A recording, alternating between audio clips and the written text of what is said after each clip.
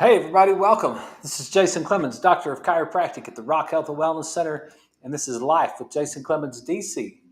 This is Tuesday, September 24th, and we are live, like always, right here at the Rock Health and Wellness Center studios in Lubbock, Texas, the Mecca, the center of health and wellness, as far as I'm concerned. And we're live on the radio at 98.7 Walk by Faith and 1420 AM Lubbock Christian Nation. To all you guys out there listening to us, welcome. You guys that are streaming us on 987radio.com, welcome. Y'all, the people on social media, welcome. I hope you guys had a great day. Just like always, it's been great. You know how many days we said that in a row? I think we've had maybe one bad day, couple this year. Lost my brother-in-law, lost my dad. Those days kind of sucked. But other than those days, and really losing my dad didn't suck that bad because he was ready to go. But pretty much every day it's like fun. And I was thinking about you guys today because I was really thinking about I had a patient come in and we were talking about some health things, and we were trying to explain omega-6 fatty acids and inflammation. And I get out of bed in the morning and I'm just really stiff, and it takes everything I've got to just get up and walk. And once I get to walking, I feel better. But I just start off sore. And so, it's like, okay, well, why is that? And so I broke it down for him and gave him some, talked to him about fish oil and omega-6s and, corn and peanut butter and all those things that are high in omega-6s, vegetable oils. And I thought about it on my way to Littlefield. I just thought, there are so many people out there that just do not study health. They don't really think about it. They don't care about it. And what a unique group of people you guys are. And I know we don't have like 1.2 million listeners on our show yet, but maybe someday we will. Maybe we'll get better at this, and we'll get more people interested in what we're doing, and we'll get some attention somehow. But right now it's like the small group that we have, that you guys that listen to the show, and I know who some of you are. I get text or phone calls or emails from some of you guys every once in a while. It would be super cool if you're out there and you're listening to the show. You guys that are driving and you're listening to 98.7 on the radio, and you just listen to the show. It'd be really cool for me if you just sent me a text. Just say, hey, I listened to you on the radio. I appreciate you for what you do, whatever. I don't even care if you appreciate me. But just the fact that you listen to me, it's fun to know that, somebody's out there listening to this. But and then you guys that are on social media, I appreciate the comments and the feedback that I get from you guys. And then all of my patients that come into the office, I really, we talk about stuff all the time. So appreciate you guys too. But I just was thinking, what a cool group y'all are. Yeah, I don't think you really realize what a neat group you are to study health. There's not a lot of people out there that study health. There's not. Now let me rephrase that. Percentage wise, there's probably a lot of people that study health individually. I mean, like if you say, well, it's a lot of people. Well, there's 8 billion people on the planet, and there's whatever 10% of those people. What is that? 800 million. So 10% study health. There's 800 million, and that's kind of a lot. But that means that there's 7,200,000,000 left that don't. I mean, you know what I'm saying? So percentage wise, there's not a lot of people that study health. So I really think that you guys that listen to the show, you guys that try to decipher. Yeah, there you go, JT. There's one of them right there. And I know dang well. Thank you. I appreciate you. I appreciate you. And I know dang well you're healthier than you used to be. And so if you really thought about it, you're like probably into maybe not even the 10%. Maybe you're into 1%. There's 300,000 people in Lubbock. Like I don't know how many people are studying health. I don't know how many people even know what an omega-6 ratio is. You guys are way advanced. So I thought you'd just give yourself a hand. I thought, man, what a neat group these guys are. I got a call this morning from one of my ladies that listens to the show. She'll probably listen to it tonight or tomorrow, and she was asking me a question, and I want to go over here in just a minute. But It's but it was cool. So you guys, thank you, and if I can help, if there's something on your mind, I know JT, I'm going to get to that food. I keep thinking about it every time you ask me. You'll be starving to death, but by the time I get that food show put together, but we'll get to that, and anything else we can do to help you, let us know. Thanks for listening. I really appreciate it. The second thing, did you exercise today? Yeah, that if you haven't exercised today, you might want to consider putting that on your schedule. So get yourself some exercise. It's vital. Go for a walk, do some air squats, do some push-ups, do some sit-ups, do some leg raises, do some side steps. That's something that no one thinks about. Do some side steps. What's a side step? Stand up and step sideways and do it 3 times. Just step sideways to the right and then step sideways 3 times back. If you got a hallway in your house, then stand in your hallway and just step sideways all the way down your hallway and then step sideways all the way back. And when you get back, do 10 air squats. What's an air squat? You just put your hands out in front of you and then just squat down. Squat, and when you squat down, try to make sure that your knees stay behind your toes. That's the way you want to squat. So a safe way to do that is to put a chair behind you and just squat down till the back of your legs or your butt hits the chair, and then stand back up. Don't sit down in the chair, unless you have to. But just see if you could just squat down and touch the chair and stand back up. Squat down, touch the chair, and stand back up. Do that 10 times. And then when you're finished doing that, walk sideways back down to the end of the hallway and back. And do that for like 2 minutes, maybe 2.5 minutes, and then take a 1 or 2 minute break, and then do that again for 2.5 minutes. Do that 3 times if you can do it. That'll be an exercise for today. Be simple. Be something you could do that'd be simple, right? There's no excuse for anybody. I mean, you got to have some bad stuff, like you don't have any legs or you can't walk, or even if you don't have any legs, if you got arms, you can still exercise. But if you're in really super bad shape, okay, we'll give you some slack because it's maybe too far gone. Or if you got some really bad health issues, I'm not trying to get anybody hurt, but the rest of us, we just need to remember. We need to remember to exercise. It's good for us. It's good for our brain. It's good for our bodies. And don't forget, increase your muscle mass as you age. Make sure you keep your muscles on you. Make sure you're lifting some weights. How do you get muscles? You lift heavier weights. You lift something heavy. That's how you get muscles. And you do that repetitively over time. You want to keep your body muscle mass up. It's very important for your health. So don't forget to exercise. Don't forget right now to take your vitamin D. We've hit fall, right? We're in the fall. It was so cool. This weekend, I looked, saw something, said first day of fall. And it was cold and rainy. I thought to myself, how do they know that? Like, how do they know? Whoever's in charge of that decided it's the first day of fall.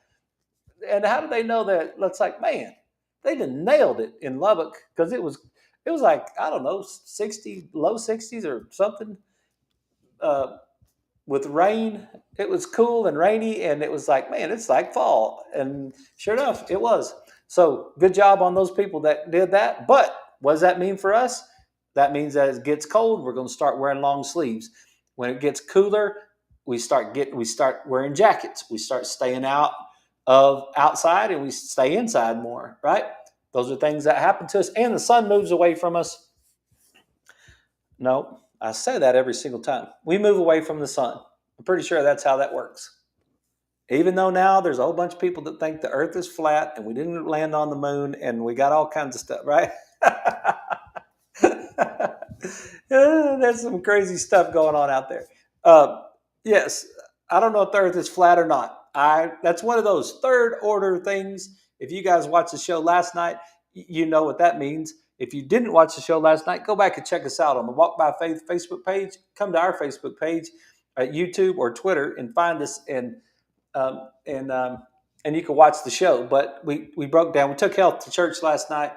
we broke down first order, second order, and third order principles, and as far as the theological triage is what it was. And so something that's third order, it's like I'm not going to break up with anybody because they think the earth is flat. We can be friends. We can be friends. You can think the earth is flat. We didn't land on the moon. Okay, fine. I don't know how am I supposed to know that, right? I don't know if the earth is flat. I've never been up high enough to see it. It seems like it's not, but whatever. I don't it's not a deal breaker as far as I'm concerned. But the earth, whatever it does, it gets in a different rotation, or I don't know.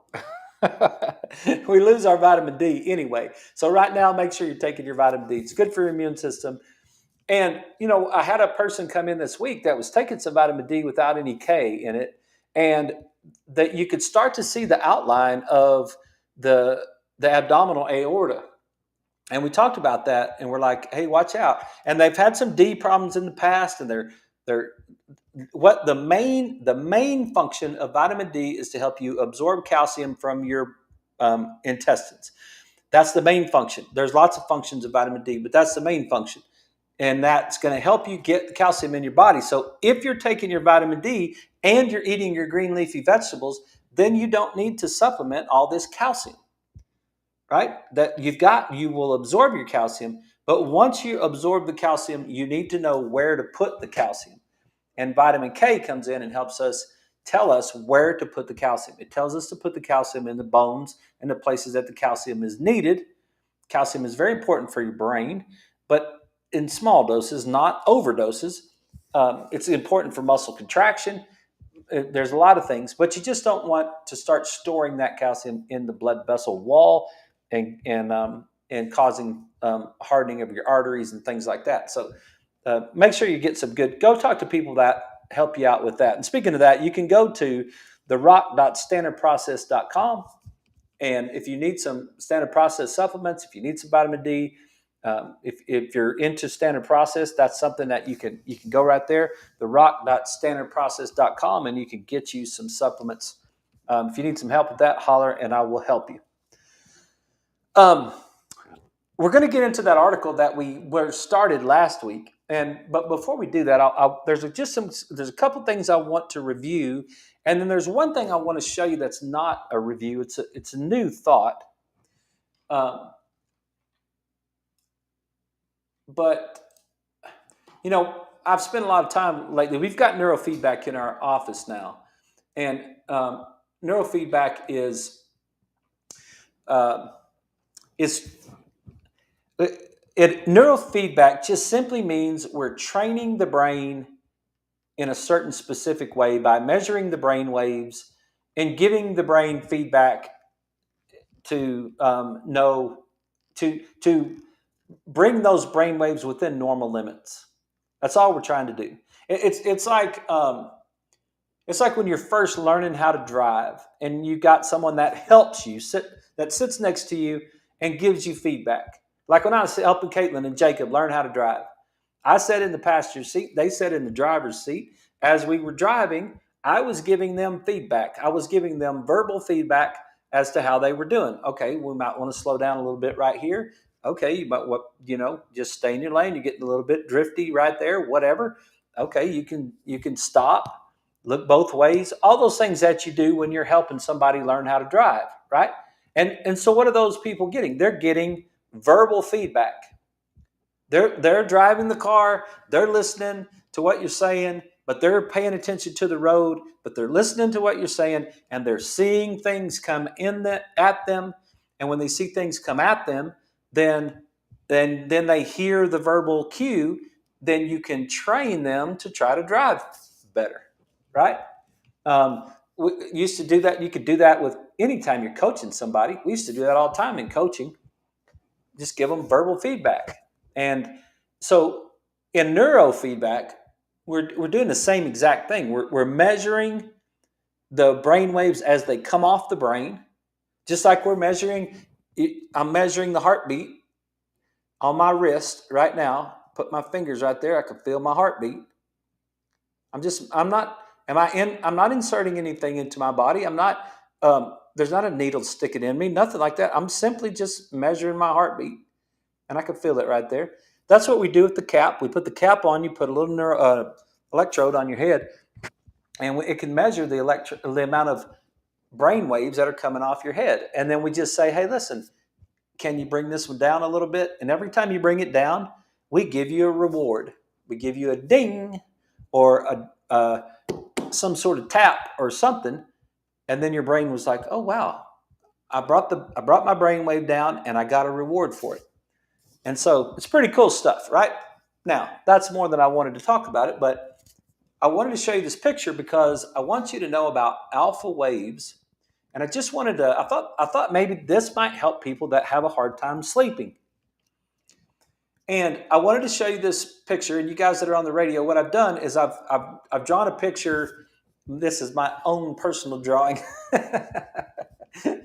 I didn't steal a picture from anybody. I just drew a picture, and it's kind of cute, whatever. But it's the optic track. So if you're wondering, you could just go to the optic track and look at images of it, and it'll show you how the information comes into your brain, right?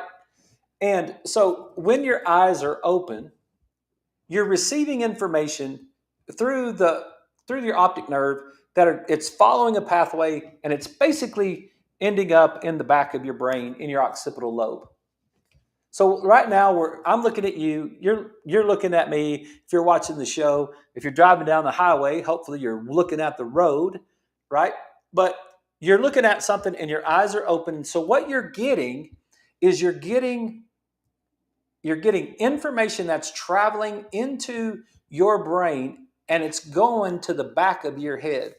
And because it's going to the back of your head, your brain waves in the back of your head are speeding up. Okay?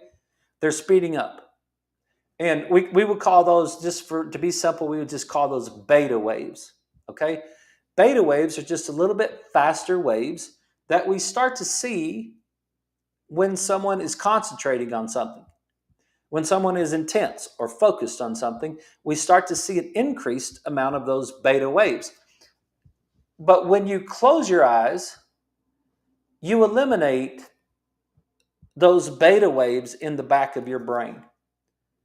When you close your eyes and you just stop thinking about things, what you see on a brain map, on a QEEG or an EEG, what you see is you start to see an increase of what is called alpha waves in the back of the brain. So when a person actually closes their eyes, their alpha waves in the back of their brain increase. Okay? That's the beginning stages of kind of being calm. So an alpha wave is general awareness without processing, and it's idling. It's like your brain just starts to idle. It just starts to just kind of calm down.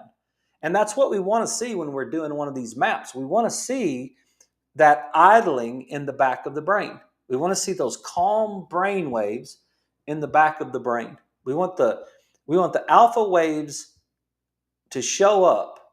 So when someone gets a brain map and they don't have any alpha, when we do their eyes closed test and they don't have any alpha waves in the back of their brain, that's a bad sign.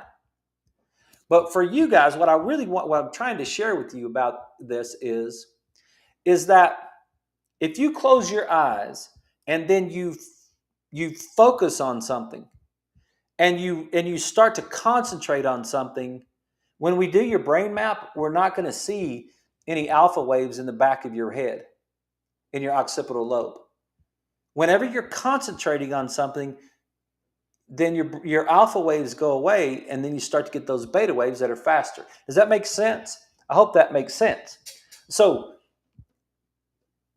before you can get to the really slow waves, you just got to slow the thing down. You ever been in a boat and you've just been running across the lake on a boat, and then all of a sudden you're ready to just slow that boat down, and you just pull it back, and all of a sudden you just kind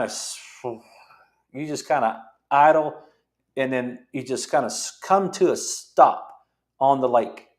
If you do it too fast, the wave catches you from the back and floods the back of your boat and messes up your fishing stuff. But um, yeah, but if you're on a boat and you're going across the lake and then you just take off the gas, just idle, and what will happen is you'll just start to come to a slow stop. And if you just keep off the gas, then what happens to the boat? That it'll just start to just very slowly drift. Like eventually it'll slow down and it'll very slowly drift. And that would be called a delta wave. And that's what happens when you go to sleep. When you go to sleep, you start getting delta waves, but you get those waves after you get those alpha waves. Okay? And the point I'm trying to make it is this. When a person is closing their eyes to go to sleep, but they're thinking and thinking and thinking about all kinds of things that's going on in the day, or if what we do these days is we just look at our phones for an hour or two before we go to sleep, and then we visualize all those things and we think about things, we are creating beta waves in the back of our brain, and we're not going to go to sleep. It's going to take us longer to go to sleep, and it's going to be harder to go to sleep, and it's going to disrupt our sleeping pattern. So having that information, one of the things you could do when you're ready to go to sleep tonight is just think, okay, what I'm going to do is I'm just going to turn off those waves in the back of my head. I'm just going to stop thinking about things. And a lot of people say, well, I can't do that. Well, maybe you can if you just try it, okay? Maybe you could just say, all right, here's what I'm going to do. I'm going to increase my alpha waves because I'm just going to sit here and idle. I'm just going to close my eyes and take a deep breath, and I'm just going to idle for a second. I'm just going to see that boat just start to just slow down on the water. And I'm just going to let that moment come to me with my eyes closed. And I'm going to see if I can go from beta to alpha in the back of my brain. Now, you're not going to know it, but it's going to start you in that process of moving to alpha to delta, and then you're going to go to sleep. So people that are wound up, people that are thinking about stuff all the time, people that are visualizing things all the time, people that are visualizing threats and all of that stuff with your eyes closed, it keeps you up. So just wanted to show you that, wanted you to think about it. I want you and thought maybe it might help you when you go to sleep. The last thing before, and maybe this will carry us on to the break, and then we'll talk about that article when we get back from the break. But the other thing is one of the questions that I had, and I just thought I would take just a second to go back over it, is the idea. The idea of and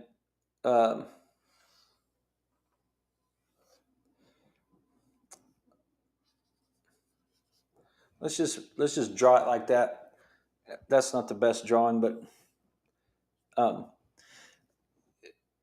let's don't do that because that's just disgusting, and I don't think that's good. Let's just draw a brain, our normal brain that we always draw, and let's draw a cerebellum in the back. Okay. What I was explaining to you guys last week, I think it was last week, about being careful if you're having trouble walking and you're having trouble with balance, because the cerebellum is the balance, coordination, and posture.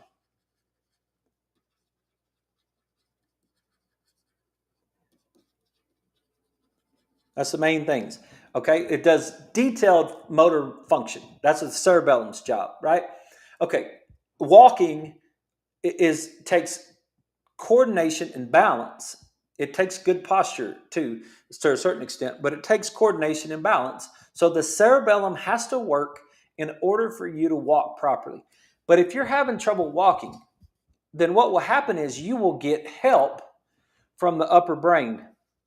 The upper brain is going to help, especially in the frontal lobe. You're going to get some help. That executive center up there is going to say, look, I see that cerebellum struggling, and so it's going to connect and it's going to help out with the motor pathway of movement right there. So you're going to get the boss. The boss is going to show up and say, hey, I see you're struggling a little bit. Let me help you with that. Okay? All right. That's you're not going to notice it so much because you're walking fine. But you don't really understand it because you're walking fine, but you need it's because you're getting full brain help. Okay?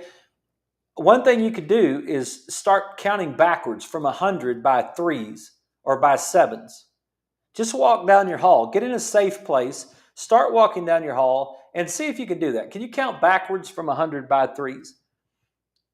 If you can't, if you stop, if you slow down, what's happening is all of a sudden counting backwards from 100 by threes is making that upper brain start to work, that executive center start to work, and it takes away the help from the cerebellum. And then that means that your cerebellum's not working and you're prone to falling.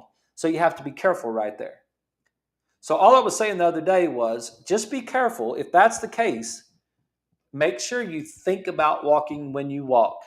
Make sure that you're focused on walking, not on walking and talking, because that will increase your chances of falling if you're deficient in your cerebellum. Okay, let's take a break. We'll be right back, and then we'll get into the article of the night.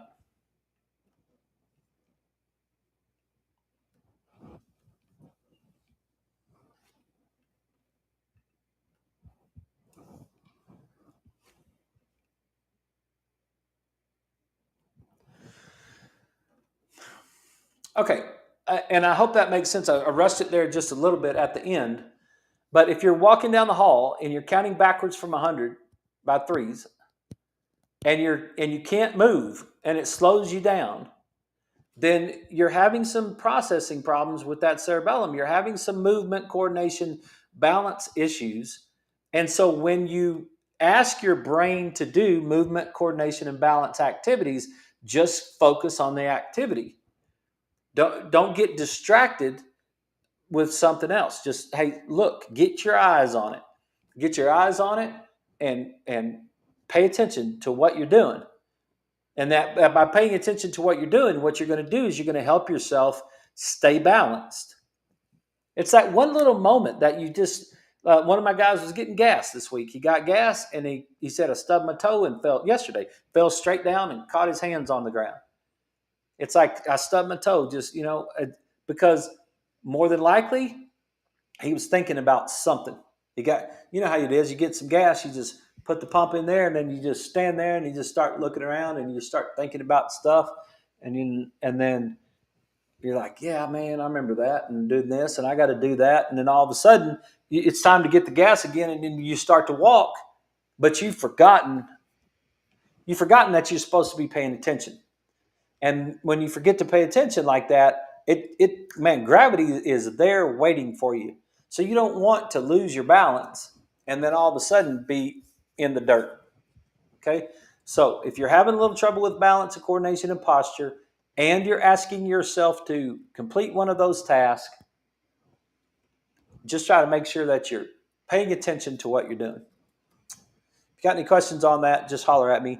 And if you have any questions on that whole alpha thing, I know that's a little confusing, but when you close your eyes, you have alpha in the back of your brain. If you don't, something's wrong. If you close your eyes and you think about something, the alpha goes away. So if you're thinking about stuff when you go to bed, you're not going to go to sleep because you're keeping those higher frequency waves going on in your brain. All right, hang on.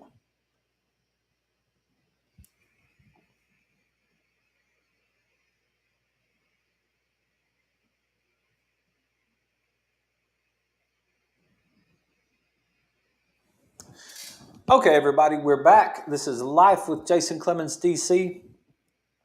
Hope you can hear me on the radio with the music. I had a complaint about that today, and I need to get with Bob and see if I can fix that at some point.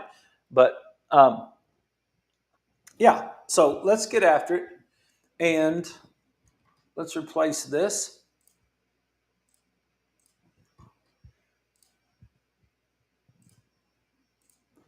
with this article because I did want to spend a little time on this because I really did. I thought it was awesome last week. Remember this one? This was the mechanicobiology and disease of mechanicotransduction. Don't y'all remember that from last week? I know it was on the tip of your tongue. You were just thinking to yourself, yeah, I remember that from last week. That's exactly what we were talking about. In the Annals of Medicine, 2003, 35, 8 pages, 564 to 577. Okay. All right. This is from the guy from Harvard Medical School at Children's, Dr. Ingber, MD, Vascular Biology Program, Departments of Surgery and Pathology, Children's Hospital at Harvard Medical School, right? And the whole focus was, hey, don't forget that it has a lot to do with the structure and the mechanics of things. The current focus of medicine on molecular genetics ignores the physical basis of disease, even though many of the problems that lead to pain and morbidity and bring patients to the doctor's office results from changes in tissue structure and mechanics. Remember that one? We went over this on Friday night, I think, and we only got through the first 2 pages. And so I wanted to go through here because I think there's some really cool points about this that, and this is the quote. Remember, this was the quote from him. He said, there is a huge disconnect between genome age technologies and the reality of how diseases manifest themselves. From the time the first human looked, listened, and felt what was wrong with a sick friend, caregivers have recognized the undeniable physical basis of disease. Remember that quote that we talked about last Friday? And yes, so that's super important, right? It's very, very important. It's like, look, we get there's too much cunning and craftiness of men going on that for some of us that it's hard to sift through all the stuff, all the things that could be going on. And we all turn to the internet now. Everybody does. We turn to the internet whenever something is not right, and because we're looking for answers, because there's a lot of answers on the internet, and a lot of those answers are true. But there's so many of them that are influenced by something. Somebody trying to sell something, somebody trying to trick you with something, some people just putting crap on the internet. It's just, there's a lot of stuff that's misleading. Yeah. Altered cell or tissue mechanics may contribute to disease development. Super important. Altered cell and tissue mechanics.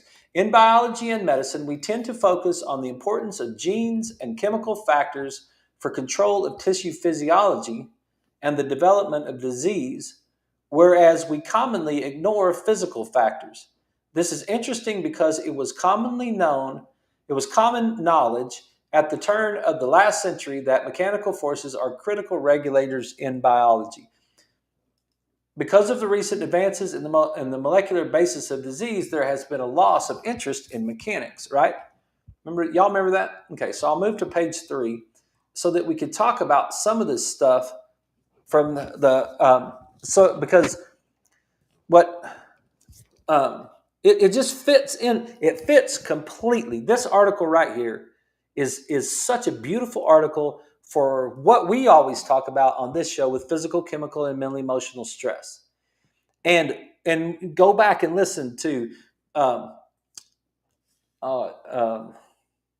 Bruce Lipton, right? Go back and listen to our show on Bruce Lipton and proteins. I was breaking down the action potential again this week, and just as part of the thing that we were talking about, you guys have seen an action potential before, where you have that little dip like on a heartbeat, where you have those. Look, you've seen that an action potential, yeah.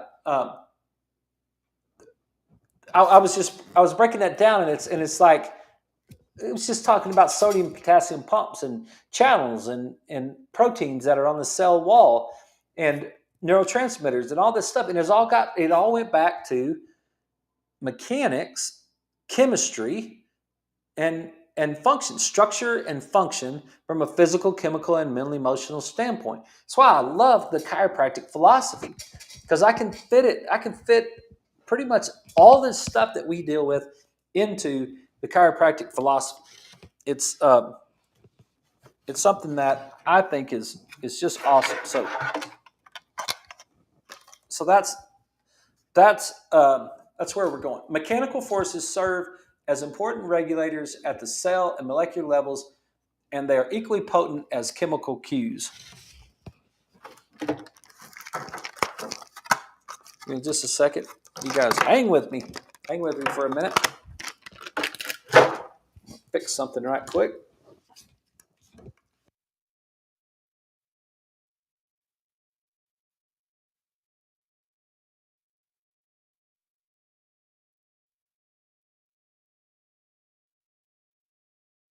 Go. All right, just had to get those batteries fixed.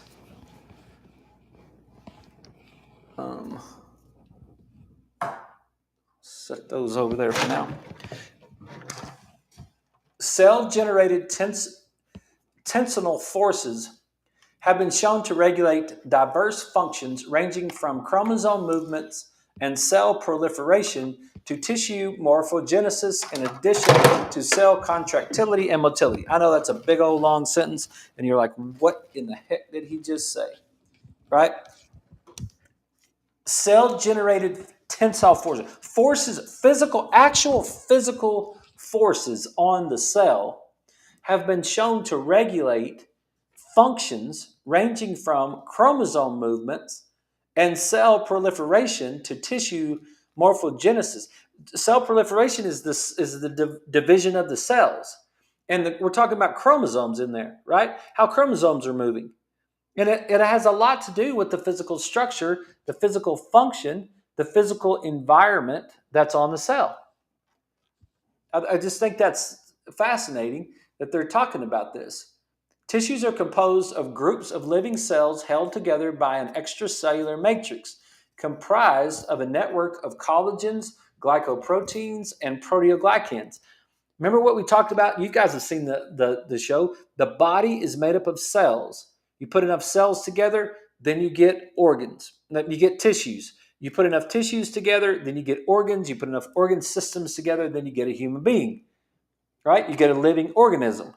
So the tissues are composed of groups of living cells. We know that, right? They're held together by parts. Those cells are all held together by parts.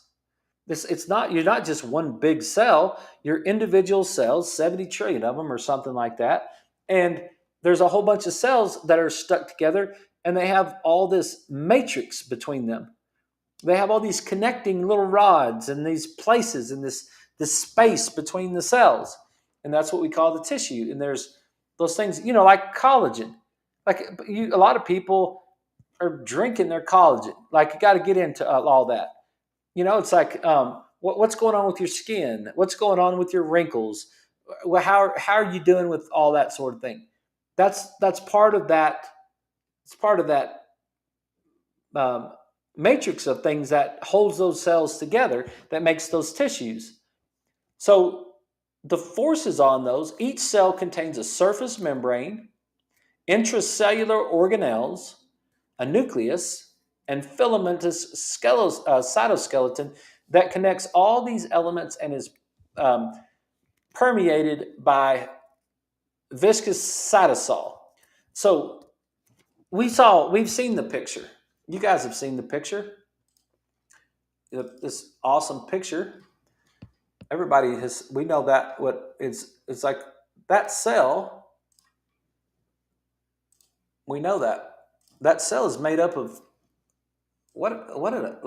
that's one of the craziest, most amazing things you've ever seen in your entire life. What that cell is made up of, like that cell wall, and look at all this stuff that's on the inside of it. These are all organelles. That's what he's talking about. You got all these different places inside the cell that have functions in your mitochondria and all this stuff, right? So then you got the nucleus and all that. It's just beautiful right there. Pressure on the cell changes the function of the cell. Pressure on the cell changes the function of the cell. That's vital importance. Pressure on the body changes the function of the body. Abnormal pressure on the body changes the function of the body. Abnormal pressure on the body creates your bone spurs. You're like, what difference does any of this stuff make? Because I don't even understand what you're talking about. Abnormal pressure on your knee joint causes your knee joint to malfunction. Abnormal pressure on your ankle joint causes your ankle joint to malfunction. Abnormal pressure on your elbow causes your elbow to malfunction. Abnormal pressure on your liver causes your liver to malfunction. Right? Yeah, it's all held together. Because our bodies are complex, hierarchical structures, mechanical deformation of whole tissues results in coordinated structural rearrangement on many different size scales. That's what I just said. Our bodies are complex structures, mechanical deformation, press on something, right? It changes whole tissue, the coordination and structural rearrangements of what's going on. Forward head posture changes low back function. Forward head posture changes brain function. Forward head posture changes TMJ function. Forward head posture changes neck and shoulder function. The changes in the posture, put your head forward. Put your head forward 1 inch, you get an extra 10 pounds of pressure on your low back. Stand with your head forward and watch what your low back does, and it brings you backwards. You get a translation of your low back backwards, posteriorly, a lot of times when you have forward head posture to try to center your gravity. Posterior translation of the lumbar spine can create lumbar disc problems or facet jamming, depending on what the curve is doing. You see what I mean? You see what a cool article this is right here? Because this is a medical doctor trying to say he didn't even understand it. He didn't even understand it that he's explaining the entire chiropractic profession. If he knew he was really supporting the entire chiropractic profession, he probably wouldn't have written this article. He didn't even. I don't really think he thought about that. Right? Forces that are applied to the entire organism or to an individual tissue would be distributed to individual cells via their adhesions to the extracellular matrix, support scaffolds that link cells and tissues throughout the body. Isn't that what Dr. Lipton said? Our environment is playing a role on our genetic expression. Our environment is playing a role on it. Look, my daddy had heart disease and my granddaddy had heart disease. And the only way I'm going to have heart disease is if I put myself in an environment that's congruent with heart disease. I'm not going to have heart disease otherwise. I promise you. I'm not going to have heart disease otherwise unless I put myself in an environment that's congruent with heart disease. The forces that are applied to my organism, to this structure, whether they're physical, chemical, or mental, emotional forces, are what's going to determine my fate. It's not going to be, even though we get passed down from generation to generation, we get memory of the things that my dad did got passed down to me. The things that my granddad did got passed down to me. The things that my great-granddad did got passed down to me through my DNA. That they know that that's actually true. That we get things passed down to us, and maybe that's why I walk a little bit like my dad, and maybe I walk a little bit like my granddad, or whatever. Right? There's passage. It's not as much on the mom as it is on the dad. And the reason for that I got explained to me is because the mom is born with all the eggs that she's going to have. And so that egg is not so much influenced by the mom's experiences as the dad's contribution to me is more influenced by the dad's experiences. So some of that actually gets passed down to me. So when Leslie gets mad at me and say you're acting like your dad, part of that is because I have a predisposition to act like my dad, just like my dad acted like my grandpa, right? But there's chronic disease issues that change the expression of the cell. So if I'm predisposed to getting heart disease from my grandpa and my dad, and then I put myself in the same environment that my grandpa and my dad did, then there's your genetic expression in saying, hey, look, there's a good chance you're going to get the same thing that your dad did. Okay, fine. I'm not arguing that. I don't argue that at all. But to sell me on the idea that I'm going to get heart disease because my dad did or because my granddad did, I'm not buying that. I'm not buying it. I don't believe it at all. I don't think I got enough evidence. It's a third order thing as far as I'm concerned. If that's what you believe, go ahead and believe it.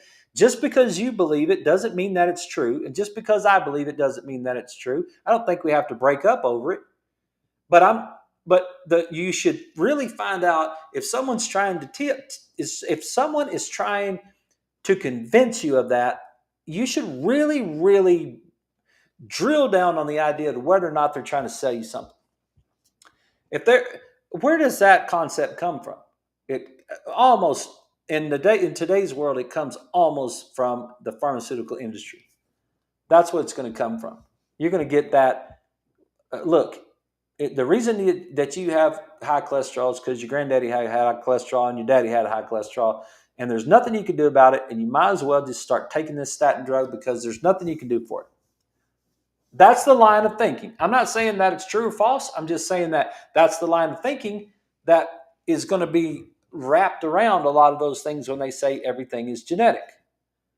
And it's so common these days.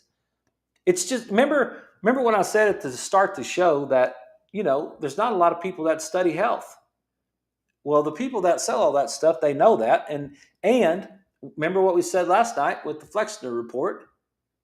The Flexner report in 1910 blows my mind. If you think about where the way that medicine started in America in 1910 with the Flexner report, if you think about that, what about 300 BC? What about Australia and Japan? Like in 1910, Flexner gave a report in the United States that started this idea in the United States and Canada. What did they do in Venezuela? What did they do in Chile? What did they do pick a country anywhere in the world? What are they doing in Russia or China or wherever, right? There's just a lot of stuff that's been going on I just think that's completely different. And if you want to study the oldest people, what do they do? What do those people in Okinawa do? What do? They eat fish and they exercise. And they're social with their families. Right? That's how you be healthy. That's how you be healthy. You do the things that are healthy and then you be healthy. Okay? Let's get back to it. All right. If the extracellular matrix is flexible, then stresses will be transmitted to and through the cell. This is very important. Like, if we keep our flexibility, I had a patient that came in last week, went through his exam, and fired me. He didn't want anything I had to offer. I felt bad for him. He's fixing to be 76. He's in bad shape. He didn't have anything I had to offer. I used to hear the same exact thing from my dad. And my dad told us one time, he's like, all you people think you got the answers to my problems, but none of y'all understand how bad my feet hurt. That was almost a direct quote from my dad. Okay? He lost his flexibility. He lost his flexibility in his spine because he had ankylosing spondylitis. He lost his flexibility in his thinking due to whatever reason. He lost his flexibility and he lost his ability to ebb and flow with things. He calmed his personality down a little bit, but he lost his ability. It's like, nope, he became inflexible. If the extracellular matrix is less flexible, then stresses will be transmitted to and through the cell.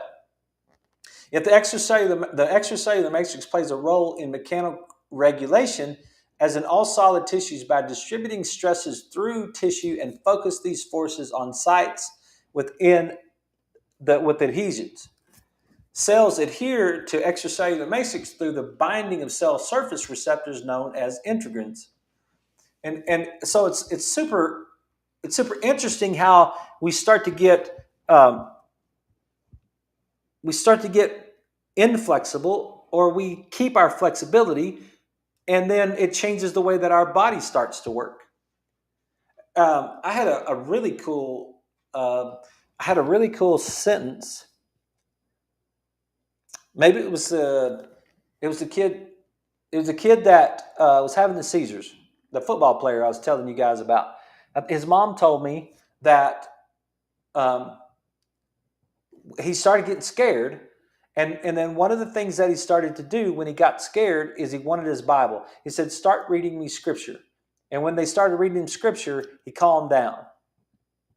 Like and it was like there was a calmness that went along with that. Right? He got away from that fear, and he got back into that place where he could calm down a little bit. Well, the the knowing, the understanding, he didn't understand that, but you and I understand that. Like, getting back to the fundamentals of knowing is really healing for us. It's something that we can do that keeps us um, it keeps us going. It keeps us functioning well. It keeps us healthy, right?